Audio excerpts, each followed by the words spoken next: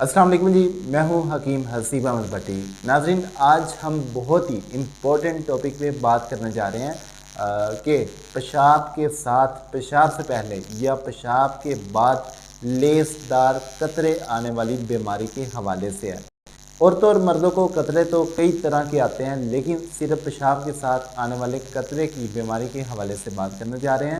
ये एक क्रिटिकल मर्ज़ है। जितने भी अब तक मेरे पास पेशेंट आए हैं, उनका यही कहना होता है कि हम बहुत सारे इलाज करवा के एलोपैथिक और हर्बल में इसका बहुत ज़्यादा ट्रीटमेंट करवाया, लेकिन हमें कोई फ़ायदा नहीं हुआ। ठंडी ग़िज़ा भी बहुत खाते हैं, ठंडी अद्वियात भी खाते हैं, लेकिन इनमें किसी किस्म का कोई फ़ायदा नहीं हुआ, बल्कि दिन ब दिन ये मसला बढ़ा जा रहा है। फिर मैं उनसे ये पूछता हूँ कि आपने जिन जिन डॉक्टर या हुक्मा हजरात से इसका इलाज करवाया, उनका इस बीमारी के हवाले से क्या राय है, क्या कहना है। तो उनका ये कहना होता है कि किसी ने ये कहा कि ये मनी खारिज हो रही है, किसी ने ये कहा है कि आपको जरियान का मसला है, कोई कहता है कि प्रोटीन खारिज हो रही है, और किसी ने कहा कि मनी इतनी पतली है कि ऑटोमेटिक जो है ना जिस्म से बाहर खारिज हो रही है। इसके अलावा भी बहुत सारी रिपोर्ट्स, बहुत सारे टेस्ट करवाए जाते हैं और साथ में ग़िज़ा और दवा का इस्तेमाल भी करवाते हैं, लेकिन बदकिस्मती से ऐसे मरीज़ों को जल्दी आराम नहीं आता।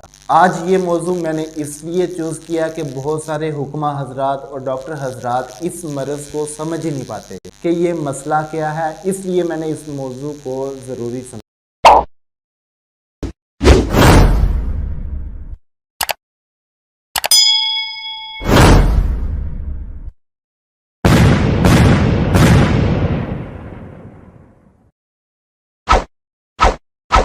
तो अब मैं आपको इस मर्ज़ की हकीकत बताता हूँ कि ये मसला क्या है। ये आपने गौर से सुनना है। देखिए, पेशाब एक तेज़ाबी मादा है। अगर पेशाब का एक दो कतरे हमारे जिस्म के किसी भी हिस्से पे अगर टच हो जाएं, लग जाएं, तो हमें थोड़ी देर बाद एलर्जी, चुभन, जलन सी महसूस होती है, यानी खराश महसूस होती है।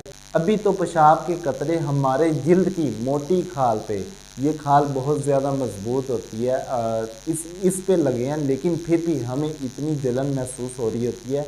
लेकिन आप ये गौर करें कि ये पेशाब का कतरा या पेशाब जिस नाली से जिस्म से बाहर खारिज होते हैं, उसे तो गल सड़ जाना चाहिए, लेकिन उससे कुछ भी नहीं होता, हमें कुछ महसूस ही नहीं होता। ना हमें जलन महसूस होती है, ना तकलीफ़, ना चुभन, ना एलर्जी महसूस होती है।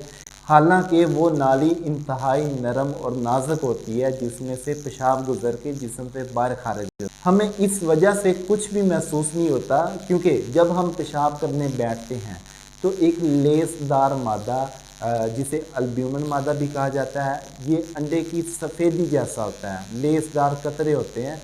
ये पेशाब से पहले पेशाब की नाली को अंदर से तर कर देते हैं। जैसे नाली तर होती है, पेशाब इस लेसदार मादे की वजह से फिसल कर जिस्म से बाहर खारिज होता है। यानी ये लेसदार मादा पेशाब को बॉडी के साथ, नाली के साथ टच नहीं होने देता। यही वजह है कि जब हम पेशाब करते हैं तो हमें किसी किस्म की जलन, तकलीफ़, चुभन, एलर्जी वगैरह महसूस नहीं होती।